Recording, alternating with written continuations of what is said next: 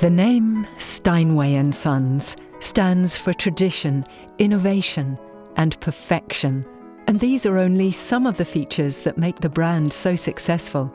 This also explains why, for many, the name Steinway is still synonymous with grand pianos, and why Steinway pianos are the dream of everyone who's passionate about piano music.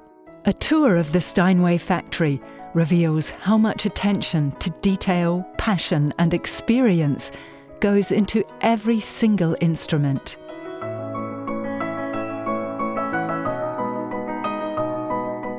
Everything starts with the best wood. Naturally grown woods like maple, spruce, pine, babinga, beech, and whitewood are painstakingly selected by Steinway experts and then stored for up to 2 years. Continual air circulation reduces the moisture in the woods, allowing them to season naturally. Only after this careful drying process can the production of these fine instruments begin.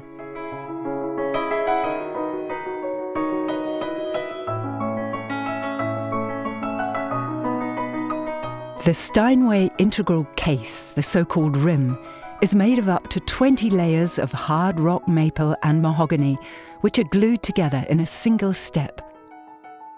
In a specially developed rim-bending press, the rim acquires its characteristic shape. Afterwards, it has a rest period of around 100 days, which ensures it maintains this shape for an unlimited time. The rim functions as a sound body, and because it's under tension, it has a greater ability to transfer sound. The result is an optimal sound experience in tone and volume.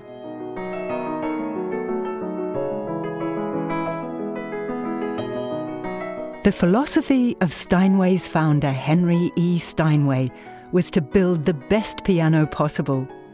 Today, a large proportion of the work that goes into the instrument is still done by hand. That's why machines have found their way into very few areas of the factory, because they're only used where they work more precisely than humans. For example, in parts production, CNC machines achieve a precision of 1/10 of a millimetre and therefore improve quality and provide greater precision and longevity.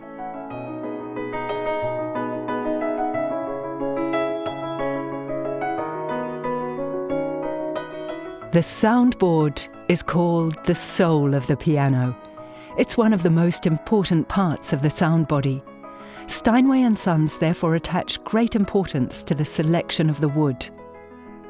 Strips of the finest Sitka spruce are checked precisely for colour grain and growth rings and then assembled.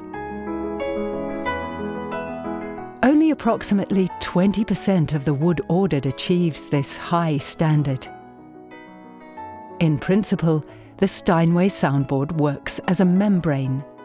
It tapers in thickness from the centre to the edges to achieve maximum flexibility, more power, and more tone sustain. Together with the glued ribs and bridge, this design feature creates a precisely shaped soundboard crown that ensures durability and richness of sound. Building the soundboard is one of the few secrets Steinway & Sons have kept until today.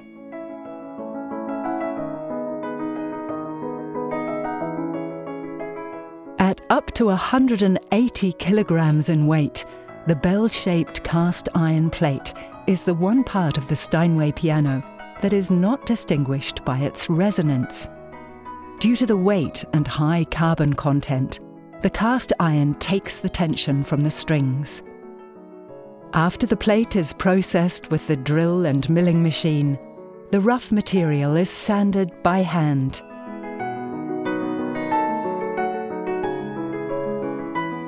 And then bronzed.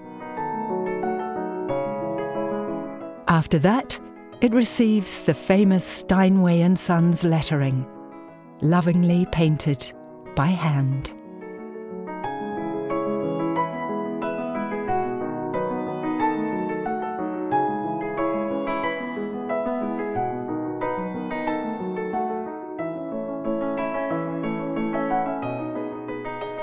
Together with the raw iron plate, the soundboard is fitted into the prepared case.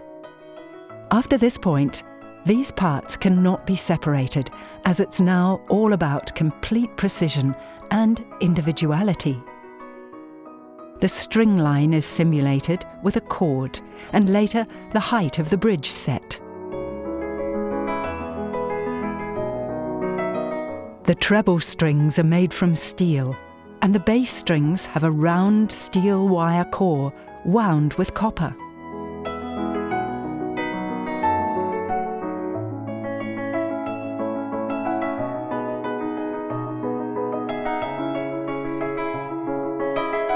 As soon as the soundboard and the iron plate are mounted, the treble and bass strings are fitted. The fitting of the strings is done crosswise, which allows the bass strings to be longer without altering the case. Longer strings improve the quality of the sound and offer more volume.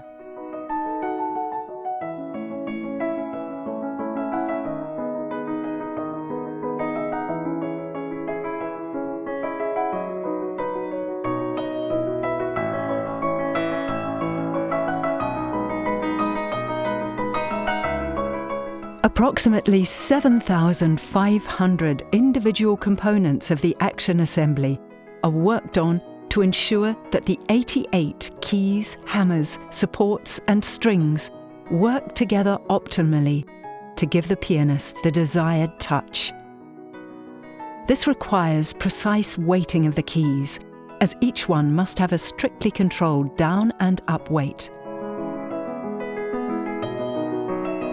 Here in this department, the employees also regulate the hammerheads and install the dampers to ensure a lasting and consistent tone quality. Their experience and precision work can be found in every detail, making this one of the most time-consuming stages in the piano building process.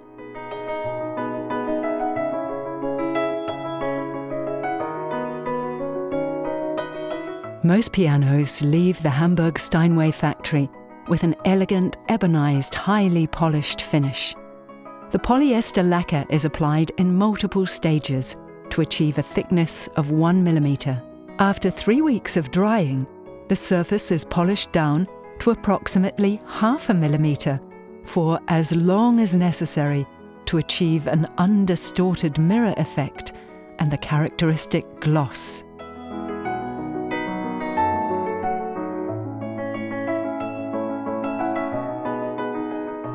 With the voicing, the instrument gets its own sound character, which cannot be measured, unlike the tuning. 4 voices work on this very important step to ensure no weaknesses occur. The voicing is carried out using a voicing needle, which enables the experts to increase the elasticity of the hammerhead felt, which in turn alters the sound of the instrument. The goal is to produce an equal tone quality and character, and of course, the unique Steinway sound. In the final stage, head voicer Wiebke Wunstorff inspects each piano.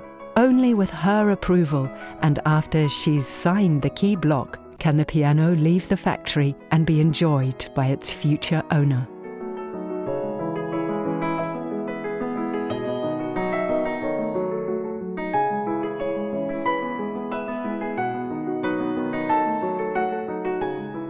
Steinway & Sons pianos are usually distributed by authorized dealers. Whenever possible, they like to visit Hamburg to choose their instruments personally. Well-known pianists and representatives of institutions, conservatories and concert halls also prefer to test the pianos in the Steinway factory selection room to make the right decision. In addition to the sound, the touch is also very important for the high demands of a musician. Because no 2 Steinways are alike, and each piano has its individual character, tone and touch, the selection process should not be underestimated. After all, the sound should give joy to its owner for many years to come.